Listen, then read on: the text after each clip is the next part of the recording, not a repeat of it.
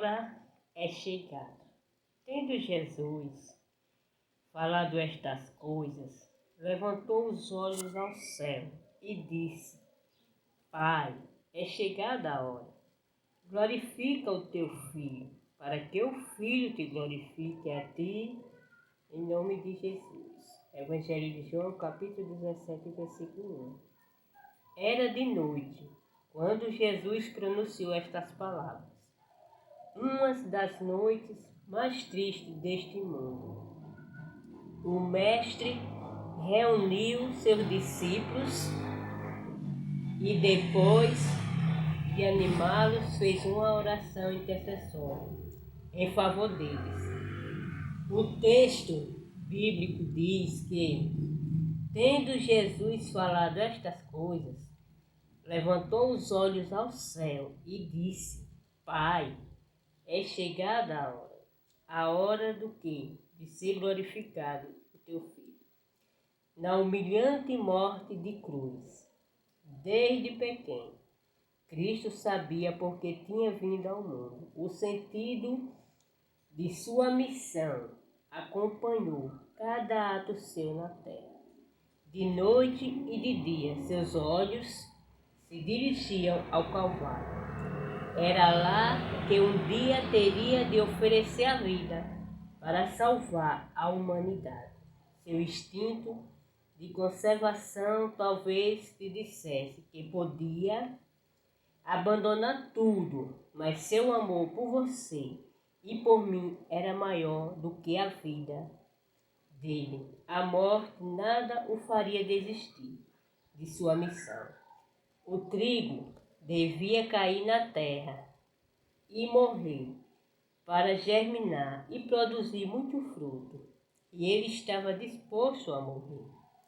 Por isso, levantou os olhos ao céu e exclamou: Pai, é chegada a hora. Parece um princípio de vida. É na dor que o ser humano se faz forte. É no fogo que o ouro se purifica. Será, porventura, que neste momento você está sentindo que chegou a hora? As trevas da noite que você vive estão mais escuras do que nunca. Seu Getsema parece não ter fim. E lá embaixo seus inimigos o esperam, prontos para destruí-lo. Não tenha medo. Faça como Jesus. Levante os olhos ao céu e diga: Pai, chegou a hora. Glorifica o teu Filho, para que também o teu Filho te glorifique.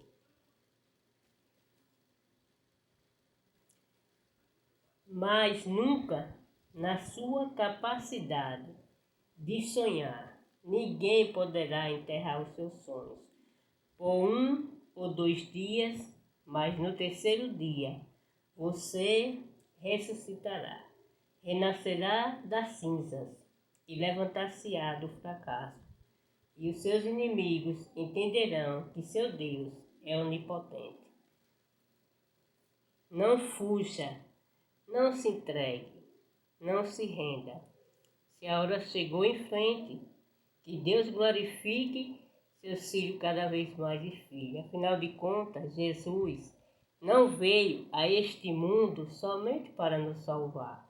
Não veio apenas para nos ensinar a obedecer. Veio também nos ensinar como sofrer, mas com dignidade, porque Ele está pronto para nos salvar e nos libertar de toda e qualquer tribulação. Veio nos ensinar a olhar para além da cruz, para o terceiro dia, para o glorioso dia da ressurreição, da vitória da vida. Ao longo do ano que passou, imaginei muitas vezes a cruz de Cristo. Tenho pensado nela de muitas formas. Tenho visto e levado muita gente a olhar o Salvador, dando sua vida para salvar a humanidade. Desta vez, quero desafiar você a olhar a cruz vazia. Sabe por quê? Porque lá na cruz, quando Jesus morreu, tudo parecia perdido. Todo o seu trabalho parecia frustrado. Onde estava o fruto da sua obra? Onde estavam os resultados do seu esforço? Seus discípulos o haviam abandonado. Todos os seus sonhos pareciam convertidos em cinzas. Já aconteceu isso com você alguma vez? Então olhe para a cruz. Olhe, mas vazia, sem ninguém. Sabe o que isso quer dizer? Que a aparente derrota pode acontecer hoje, amanhã. Pode parecer que o mal esteja triunfando sobre a esperança, sobre os seus sonhos. Em algum momento, você pode ficar triste, vendo como a obra a qual você dedicou toda a sua vida parece cair em pedaços aos seus pés. O fracasso pode ser doloroso e amargo, mas por quanto tempo? Hoje e amanhã talvez, porém no terceiro dia a tristeza se transforma em alegria e a derrota em vitória. A morte dá lugar à vida, para a honra e glória do nosso Deus, e a vida renascerá. Os sonhos se enverdecerão e a tristeza fugirá para dar lugar à alegria. Em nome de Jesus, glória a Deus. Esse Deus bendito e maravilhoso que deu a sua vida por nós naquela cruz, né? A morte na cruz era prolongada e torturante. As vítimas da crucificação enfrentavam algo terrível entre a vida e a morte. Durante horas, até dias, dependendo do quanto já havia sido torturada. Eram presas à cruz e com cordas e pregos. Jesus estava consciente e sabia como seria o fim quando morreu. Pareceu ser um ato deliberado de sua vontade. A maioria das vítimas amaldiçoava e gritava. Entretanto, Jesus disse: está consumado. Inclinando a cabeça, entregou o Espírito e morreu com uma oração. E a morte o havia chegado. Através dele, Jesus consumava a obra da salvação do Pai, para salvar todos os filhos e filhas. Nós podemos ser cristãos. A cruz nos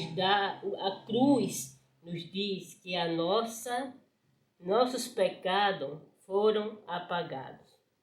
A cruz nos diz que um Deus totalmente santo, peso da nossa natureza pecaminosa, ele veio para nos libertar de todo e qualquer pecado. Alguém precisava ser punido por nossos pecados. Seríamos nós ou o substituto. A cruz nos deu o nosso substituto, Jesus Cristo, aquele que morreu em nosso lugar para nos salvar. Como ele diz na palavra dele, que o bom pastor dá a vida pelas suas ovelhas. A maior parte do mundo não sabe o que isso significa. Não entende de forma horrenda o peso daquela cruz. Viver como ele nunca tivesse vivido ou morrido. Rejeitar o seu pedido para ser seu Senhor. Deixou a glória dele por nossas vidas, para nos salvar e nos libertar de todo e qualquer pecado, de todo e qualquer mal e das garras do inferno. Esse Deus maravilhoso Ele deu a vida por todos nós, para nos libertar do mal, para nos resgatar. Jesus é tão poderoso e extraordinário que derramou o sangue dele para nos salvar. Jesus morreu em nosso lugar, numa cruz de madeira, há 2000 anos atrás, para que pudéssemos ser perdoados. Somente precisamos aceitar esse perdão em todos os momentos da nossa vida. Precisamos aceitar a cruz e olhar para a cruz vazia, o que significa que Jesus, ele ressuscitou, e o nosso Deus está presente em nossas vidas 24 horas e não estamos sozinhos, porque ele diz na palavra dele: eis que estarei conosco todos os dias, até a consumação dos séculos. Amém. Glória a Deus. Antes, a si mesmo se esvaziou, assumindo a forma de servo, tornando-se em semelhança de homem, e reconhecido em figura humana. A si mesmo se humilhou, tornando-se obediente até a morte de cruz, pelo que também Deus o exaltou sobremaneira, e lhe deu um nome que está acima de todos os nomes, para nos libertar, para nos guiar por pastos verdejantes. Esse Deus que deu a vida por todos nós, que nos libertou de todo e qualquer mal, de toda iniquidade. Ele nos purifica, em nome de Jesus. Glória a Deus.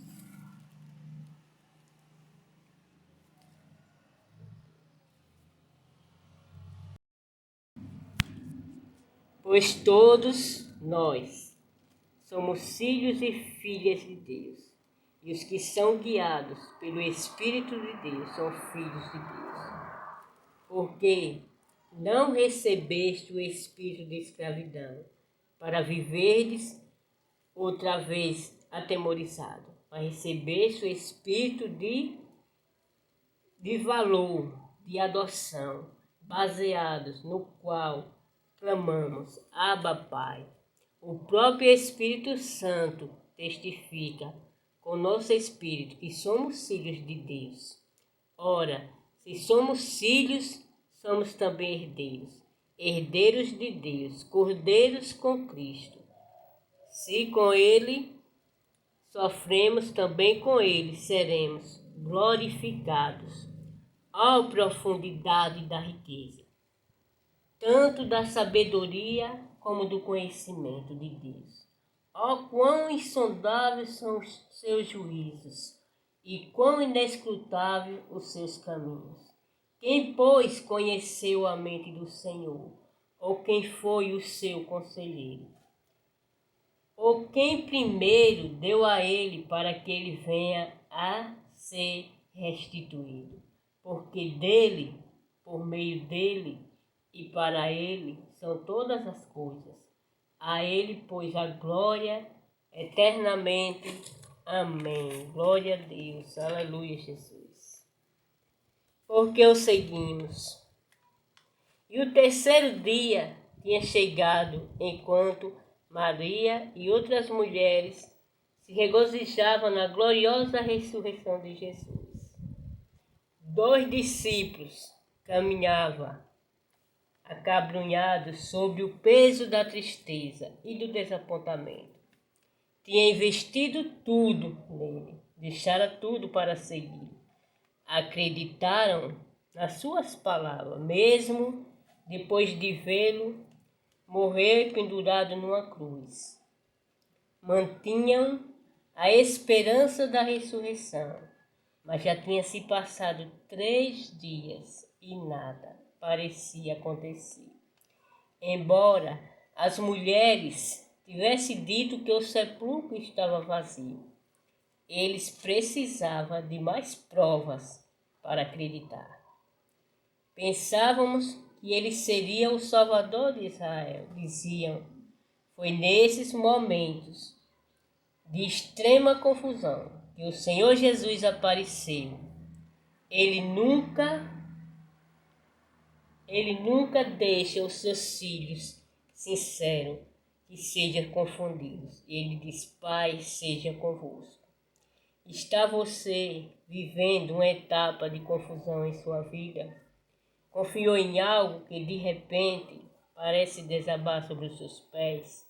Ao conhecer a Bíblia, estudá-la, sente uma dor estranha por ter passado tanto tempo na escuridão. E começa a acreditar na nova luz que está para receber. Mas já se passou 3 dias e nada aconteceu. Espere um pouco. O Senhor não o deixará perdido ou perdida na penúria de seus pensamentos. Lá no caminho de Emaús, Jesus foi explicando a seus discípulos que os seus amigos, outros discípulos, tinha ido ao sepulcro e o sepulcro estava vazio. E não achando o seu corpo, voltaram dizendo que também tinham visto uma visão de anjos, que diz que Jesus vive e ele ressuscitou. E alguns dos que estavam conosco foram ao sepulcro e o acharam assim também vazio, como as mulheres haviam dito. E Jesus lhe disse: ó nécios e tardios de coração, para crer tudo que os profetas disseram. Porventura não convinha que Cristo padecesse estas coisas para que entrasse na sua glória? Então chegaram à aldeia para onde iam, e ele o fez como quem ia mais para longe.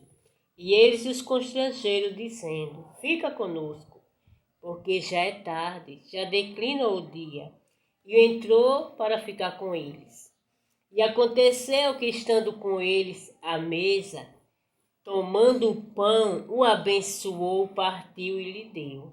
E abriram-lhe então os olhos dos discípulos, porque ele estava olhando pelos olhos carnal, e os seus olhos espirituais foram abertos.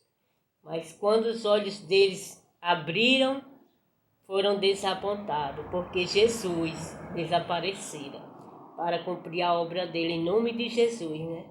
Que a cada momento de nossas vidas, o Espírito Santo de Deus, esse Deus maravilhoso, que deu a vida dele por todos nós naquela cruz do Calvário, como ele diz no Evangelho de Mateus, capítulo 11, versículo 28.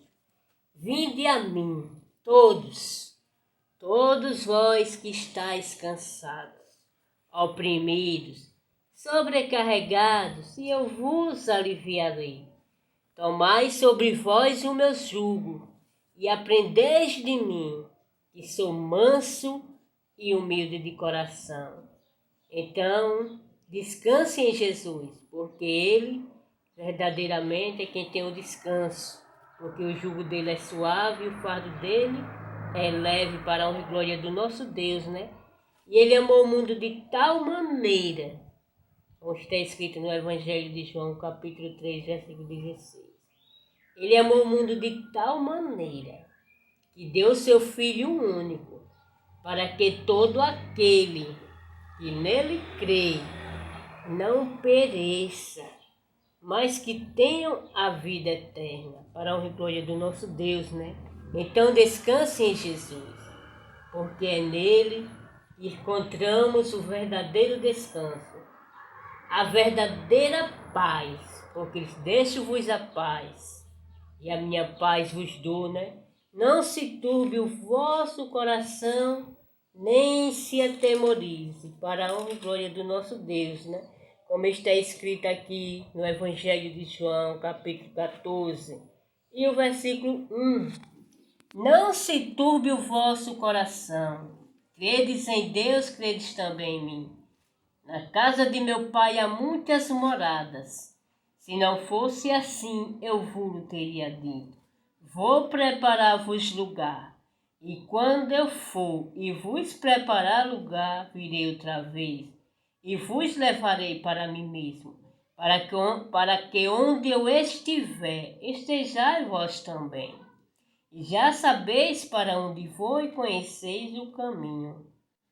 E disse-lhe Tomé: Senhor, nós não sabemos para onde vai, como podemos saber o caminho? Disse-lhe Jesus: Eu sou o caminho, a verdade e a vida. Ninguém vem ao Pai senão por mim, né? Então Jesus é o caminho, Jesus é a verdade, Ele é a vida, porque Ele deu a vida dele por nós, para nos salvar, para nos libertar de toda e qualquer angústia e enfermidade. E como Ele está falando aqui na palavra dele, na verdade vos digo, aquele que crê em mim também fará as obras que eu faço, e a fará maiores do que estas, porque eu vou para o meu Pai, e tudo quanto pedirdes em meu nome, eu o farei, para que o Pai seja glorificado no Filho. Se pedirdes alguma coisa em o meu nome, eu o farei, para a honra e glória do nosso Deus, em nome de Jesus. E que o Espírito de Deus, cada vez mais, abençoe todos nós, porque precisamos desse Deus maravilhoso que está presente em nossas vidas para todo sempre. Amém.